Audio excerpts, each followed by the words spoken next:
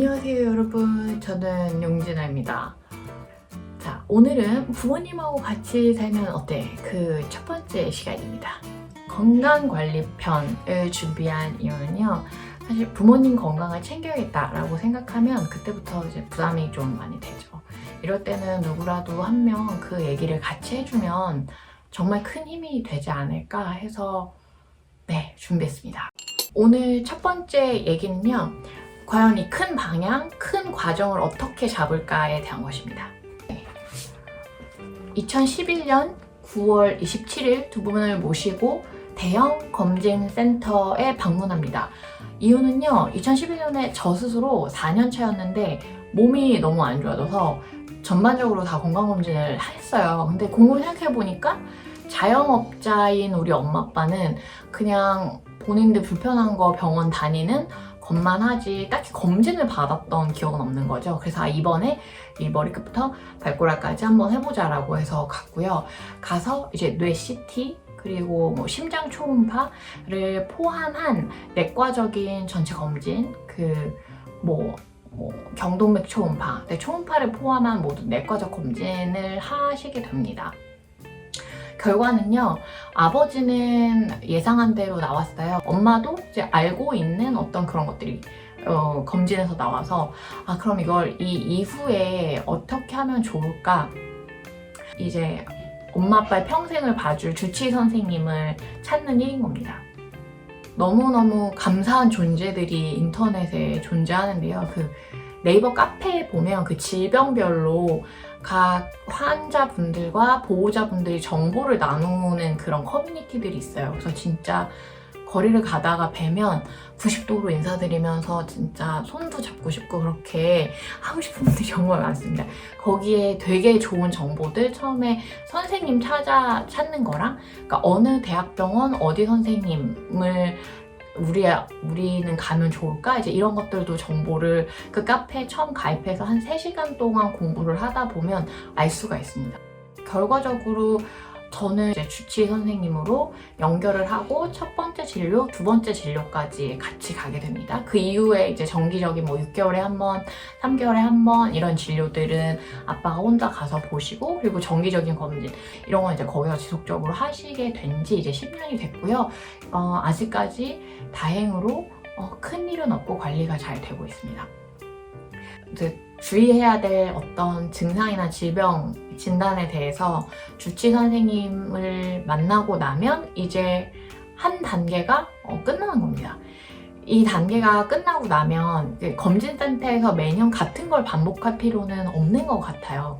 왜냐면 그 안에서 이미 계속 이제 추적 검사도 그 안에서 주치 선생님이랑 하시고, 다른 일일 관리 같은 것도 매일매일 봐야 하는 것들도 주치 선생님이랑 하시기 때문에 건강검진을 영상 검사까지 포함된 큰 세트를 계속 반복할 필요는 없을 것 같다.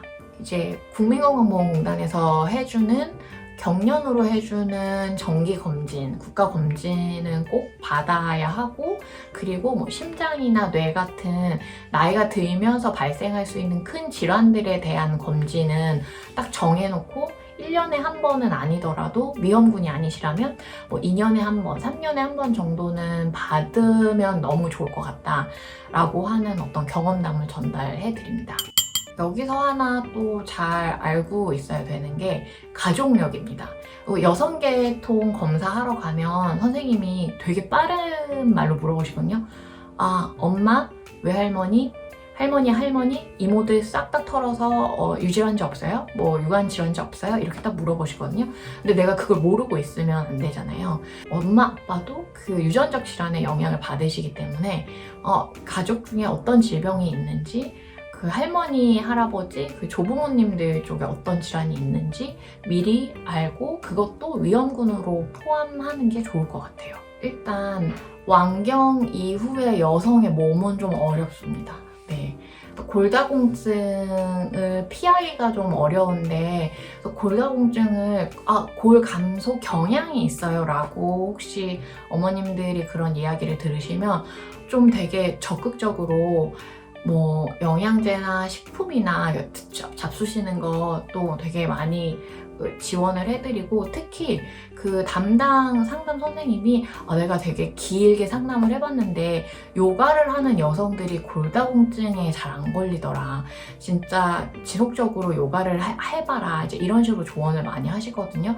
그래서 그 어머님들 요가를 꼭 추천드리고, 그리고 이상하게 일본과 우리나라 이제 아시아 여성들이 그 뇌동맥류라고 하는 이 뇌에 있는 동맥류가 좀 부풀어 오르는 그런 질병에 걸린다고 합니다. 좀 특이점인데요. 딱 그 세대와 여성 국적에 한해서 그렇게 많이 생긴다고 해서 60세 이상이시라면 사실 40대 이상부터 권고하긴 하더라고요. 그 뇌 MRA입니다. I가 아니고요. 뇌 MRA는 한번 찍으셔서 위험한 상황이 있는지 좀 점검을 해보시면 너무 좋을 것 같아요. LDL 콜레스테롤 수치가 높다라고 하는 이야기입니다. 고지혈증은 이제 생활습관병, 이제 잡수시는 것, 약간 콜레스테롤이 높은 음식 잡수시면서 이제 혈중 지방이 높아지는 걸로 저는 알고 있는데요. 근데 이게 약간 골치가 아픈 게 고지혈증이 동맥경화증이 되고, 그러니까 한마디로 혈관벽을 좁게 하는 그런 병이 되고, 이게 약간 심장 쪽, 뭐 협심증 같은 심장 쪽, 그리고 어떤 뇌 쪽에까지 그 도미노처럼 병이 진행이 될 수가 있다고 해서, 저는 이제 2011년에 그렇게 검진을 받고 동일한 2011년도에 주치의 선생님들을 찾고, 그리고 나서 계속 추적 관리 하다가 2014년에 다시 한번 정기검진을 받습니다. 왜냐면 좀 불안한 게 있었어요. 혹시라도 내가 놓치는 게 있을까봐.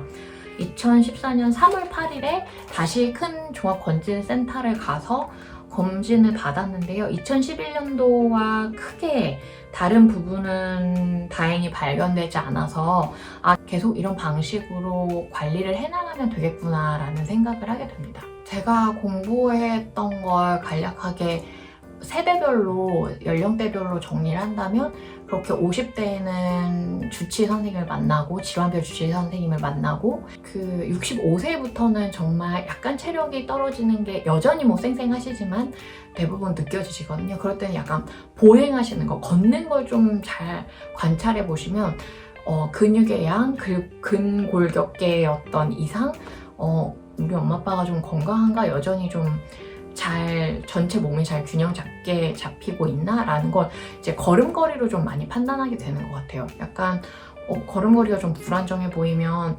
어딘가 이상이 있는 거다. 제가 체감하기로는 70대에 한번 체력이 뚝 떨어지시고 80세 이후에는 좀 더 떨어지시는, 좀 더 많이 떨어지시는, 이제 그걸 좀 체감합니다. 그래서 이제 먼 여행, 비행기 타고 나가는 먼 여행 같은 경우에는 65세면 당연히 뭐 파이팅 넘치게 가실 수 있는데, 최대한 70세 전에 가시면 좋겠고요. 그러면 뭐 이렇게 무릎이나 이런 것도 좀 덜 무리가 되니까, 아직은 되게 파이팅 넘치시니까 70세 이전에 먼 여행들을 막 한번 도전해 보려고 저도 되게 많이 애썼던 것 같고, 막 80세에도 막 되게 정정하게 잘 다니셨어요 하고 엄청 좋아하시는 분들 가끔 있거든요. 80세에도 그 긴 여행을 소화하실 수 있으면 진짜 좀 축복받은 거다, 너무 좋은 거다, 이제 이런. 70세와 80세도 체감이 굉장히 다른데요. 일단 70대에 진입하면 감각기관들 있잖아요. 눈, 귀, 이런 것도 한번 체크를 해보시면 좋습니다. 점점 안 좋아지기도 하기 때문에. 관절 같은 경우에도 크게 이상이 없다가 65세 이후에 좀 불편함들이 발견되는 것 같아요. 그래서 저는 의자를 되게 바꿔주고 싶었어요. 그러니까 제가 그 사회초년생 때 첫 선물도 안마의자를 되게 해주고 싶어서 롯데백화점에 가서 안마의자를 봤는데 제가 하기엔 너무 비싼 거예요. 그래서 정말 솔직하게 얘기했어요. 나 이거 사드리고 싶은데 돈이 없다. 그랬더니 아빠가 반띵하자고, 그래서 반띵해서 샀습니다. 엄마는 꼬리뼈, 그리고 아빠는 이제 어깨 뭐 이렇게 아프시기 시작한 거예요. 그래서 의자를 너무 사주고 싶은데 이제 뭐 10년 넘게 일했으니까 막 찾아봤습니다. 그래서 작고모 부부 의자를 사줄까, 이제 레이지보이 의자를 사줄까 라고 하다가 레이지보이가 그 쿠션으로 받쳐주는 것이 훨씬 더 편안함이 있고 실제로 척추 통증에 효과가 있다고 해서 레이지보이를 사드리기로 하고, 송파에 있는 매장에 가서 정말 하나하나 다 앉아보고 샀는데요. 여러분은 롯데백화점 가서 사셔도 좋을 것 같다는 생각합니다. 할인율이 조금 더 들어가는 것 같긴 하거든요. 그래서 저는 이제 살짝 벌벌 떨리긴 했습니다. 약간 벌벌까지는 아니고, 네. 그래서 카드 긁었는데 제가 돈 많이 안 쓰거든요. 그래서 한도 초과해서 안 긁히는 거예요. 그래서 살짝 이랬는데 바로 카드사에 전화 와서 한두 장이야 해드리겠습니다 해주셔가지고 네 해주세요 라고 하고 긁고 라면 먹었습니다. 어차피 이제 코로나 때 언빠 여행 정기적으로 가는데 언빠 여행 못 가서 그 여행비를 슈퍼로 사서 이제 척추 건강에 대비하자, 그렇게 해서 약간 그 꼬리뼈 통증이나 어깨 통증에는 도움이 되긴 했는데, 한 가지 단점이 이렇게 딱 90도로 세워지지가 않아요. 레이지보이는 기본적으로 이렇게 약간 누워져 있는 그 의자여서, 그래서 90도로 앉을 때는 식탁 의자에 앉아야 한다는. 두 번째 들려드릴 이야기는요, 여러분께 찐 도움이 되고자 저의 13년 부모님 건강관리를 한번 평가해보도록 하겠습니다. 솔직히 뭐 잘했다 못했다는 아직도 알 수 없는 것 같아요. 그냥 다행인 거는 크게 어떤 이벤트의 순간들이 있지만 지금은 다 지나서 어떤 관리, 추적 관찰, 관리의 단계에 있다. 그게 저로서는 가장 큰 나에게 내가 노력한 결과구나 이렇게 생각하고 있고요. 근데 문제는 갈등이 좀 된다는 겁니다. 막 콜레스테롤 높은 음식 중에 막 되게 맛있는 음식 많잖아요. 근데 막 이제 맛있는 거 많이 해주고 싶은 나이가 됐는데 건강 때문에 그거를 못 해줘. 근데 그걸 먹으면 또 좋아해. 그럼 이걸 되게 독한 마음을 먹고 식이 조절을 시작을 해야 되는 겁니다. 막 되게 진지하게 그거 먹으면 진짜 안 돼, 그거 먹으면 나중에 심장 아파, 막 이런 식으로 이야기를 하면서 그 식이 조절을 했는데, 저는 가족의 분위기인데요. 옛날부터 이제 엄마 아빠의 그 애정 표현이 뭔가 되게 맛있는 걸 사다 주는 거였어요. 막 맛있는 걸 사다 주거나 맛있는 걸 해먹이거나. 그래서 저도 습관이 출근하고 들어갈 때나 아니면 뭐 새로운 데 막 강의하러 다닐 때 막 그 동네에 막 뭐 사갈 거 없나 막 기웃기웃 막 이래서 버려가지고 뭐 사오고 막 이런 건데, 그러니까 뭘 이렇게 뭘 맛있는 걸 먹이는 거를 너무 좋아해서 그걸 좀 마음 독하게 못했던 것 같아요. 아마 이제 저도 나름대로 되게 빡세게 한다고 했거든요. 막 굵은 고기 줄이고 고기 먹고 싶다고 하면 하얀 고기류, 가금류 위주로 드리고, 그리고 막 고기 같은 거 두부나 콩으로 바꾸려고 엄청 노력했는데, 당장 본인들이 건강하다고 느끼시면 그 식이 조절하는 거 굉장히 저항이 있고 조금 힘들어 하시기도 합니다. 그렇지만 여러분이 확실하게 바꿔야 될 건 딱 결심을 하셔서 우리 집은 이제 앞으로 이건 안 먹어, 이걸 대신 먹을 거야, 이제 이렇게 좀 리드를 해주시면 좋겠죠. 세 번째 이야기는요, 영양제입니다. 음식에 이어서 영양제 이야기를 할 건데요. 영양제는 사실 개인의 선택입니다. 너무 차이가 많이 나거든요. 나 영양제 나는 믿지 않아. 근데 저는 영양제를 맹신하는 건 아닌데요. 내가 해볼 수 있는 건 좀 다 해보고 싶은 거죠. 근데 이게 음식으로서는 내가 막 하루에 막 100가지 이상, 1000가지 이상을 먹을 수 있는 게 아니니까 음식을 뭔가 대체할 수 있는 것으로서의 영양제는 좀 효율적이지 않을까라는 생각에서 영양제를 되게 좋아하게 됐어요. 영양제 보는 걸 좀 재밌게 생각하게 됐거든요. 저의 기본적인 영양제 공부는 유튜브에서 가장 유명한 그 약사 유튜버시죠. 약들약 선생님의 기본 세팅을 쫙 깝니다. 쫙 깔고요. 그리고 추가적으로 이제 우리한테 가장 맞는 항산화 영양제를 넣는데요. 영양제는 사실 제가 아무리 잘 알고 좋아해도 추천할 수 없는 게 원래 드시던 복용하는 약을 잘 알아야 돼요. 이 약하고 같은 역할을 하거나 이 약을 방해하는 역할을 하면 대부분 먹으면 안 되는 거거든요. 그래서 정말 이미 드시는 약 그리고 그 몸의 상태 아까 말씀드렸던 되게 취약한 부분 이런 걸 다 알고 그걸 좀 공부하셔서 사서 드셔야 되기 때문에 진짜 전 30년지기 찐친한테만 영양제 이거 어때? 이렇게 구체적으로 얘기하지 다른 친구들한테는 아무리 가까워도 영양제 추천 못하는 것 같습니다. 좀 무서워서 어떤 일이 벌어질지 모르니 그래서 꼼꼼히 공부하시고 선택하시면 좋겠다. 또 추가적으로 아주 세부적인 전성분 그리고 부재료 이런 것까지 다 파악을 하셔야 되는 게 자기네들끼리도 막 너무 많이 겹쳐서 들어있거든요. 그럼 용량이 넘치면 안 되니까 꼭 파악하셔서 저 같은 경우에는 비타민 계열은 메가도스로 많은 용량을 먹어도 좋다고 하시는데 저희는 식품 섭취도 좀 많이 하는 편이어서 좀 아주 소용량의 비타민들을 추가적으로 먹는 그런 방법을 사용을 하고 있습니다. 저의 작은 성과는 지난해 말에 내분비내과 가서 이제 피 혈액 검사로 이제 영양소 수치 확인했는데 선생님이 비타민 D 수치도 너무 좋고 온 가족이 이렇게 수치가 고르게 잘 나오기가 힘든데 온 가족분들이 수치 너무너무 좋다 이렇게 피드백 해주셔서 좀 약간 뽕이 영양제 구입 팁은요. 어떤 계열로 국내 약국에 영양제가 있다고 치면 같은 성분으로 아이허브에 어떤 제품들이 있는지 한번 보시고요. 후기를 전체적으로 한번 보시고요. 5점짜리 높은 후기의 이유들 그리고 꼭 저는 1.2점 안 좋았던 후기들도 다 파악하고요. 믿을만하다 이렇게 많은 사람들이 좋아하는 인기 제품이다 라고 하면 분명 효과가 있는 거니까 가격 비교하고 더 싼 걸 고르게 됩니다. 그래서 대부분 저는 아이허브에서 좀 사는 편이고요. 아이허브에서 좋은 가격에 저렴한 가격에 구입해서 먹었는데 효과가 없던 것들이 있습니다. 유산균, 관절 영양제 이렇게 효과가 없었어요.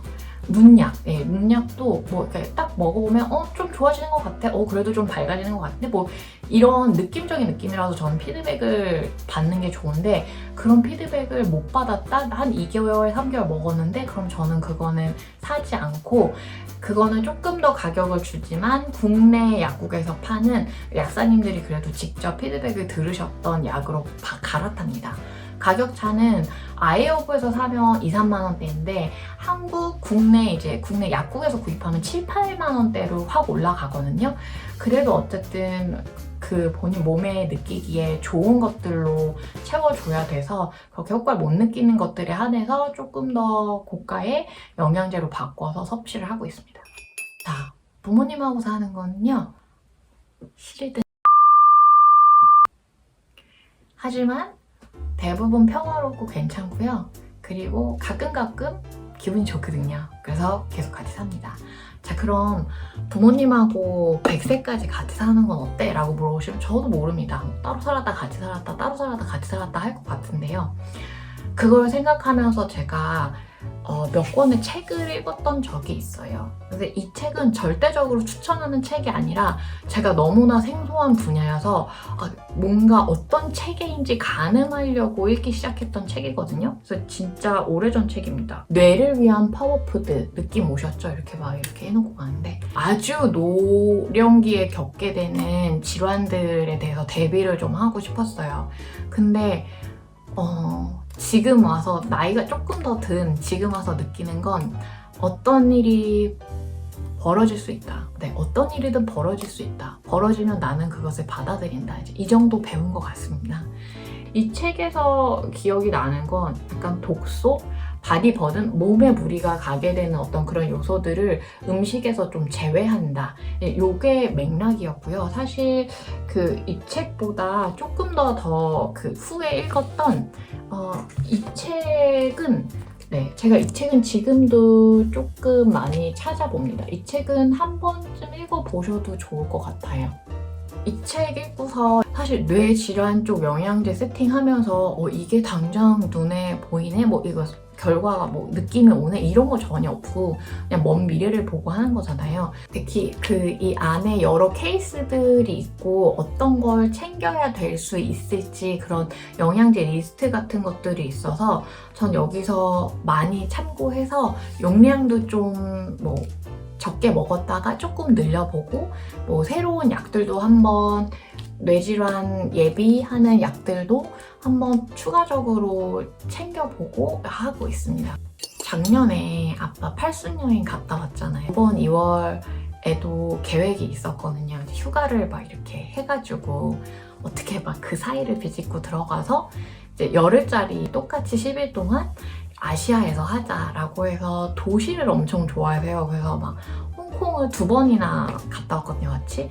이제 이번에는 쿠알라룸푸르를 들렀다가 중소도시, 말레이시아 중소도시 한 군데를 살짝 들렸다가 방콕을 찍고 오자, 맛있는 거나 진탕 먹고 오자, 막 이런 식으로 해서 10일짜리 딱 그 비행기표를 세팅해서 쫙 해놨는데 막 방콕을 미리 갔다 온 친구들이 많아서 그 친구들이 막 응원한다고 막 하트 보내주고 막 수없이 막 장소 보내주고 너무 감사하게도 그렇게 해줬는데 아빠한테 갑자기 너무 응급 증상이 발생을 해서 급하게 시술을 받고 비행기표는 모두 취소를 한 상황입니다.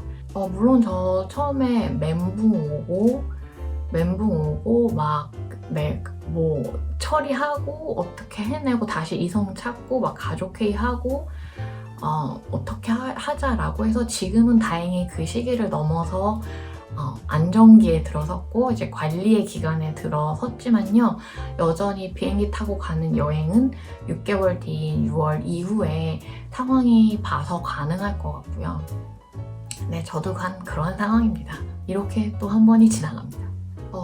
저 말고도요, 여러분이 각자의 현장이 있다는 걸 아주 잘 알고 있습니다. 막 엄마를 위해서 기꺼이 요리를 해서 예쁘게 디시를 해서 대접하는 친구도 있고, 육아랑 뭐 부모님 챙기는 거랑 두 개를 열심히 정말 완벽하게 하면서도 그 어느 것도 제대로 해내고 있는 것 같지 않다라고 막 자기 평가하는 친구도 있는데, 여러분 모두 다 너무 열심히 잘하고 계시다는 말씀을 마지막으로 남기고 싶습니다. 다음 시간은요, 결국 이 모든 것이 우리를 위한 것, 우리한테 교훈이 되고 우리의 관리로 이어지는 것 아니겠습니까? 제가 장래 희망이 장수와 환생이거든요. 이런 제가 자기 관리, 자기 돌봄 하는 작은 방법들 모아서 오도록 하겠습니다. 오늘도 감사합니다. 다음에 또 만나요. 안녕.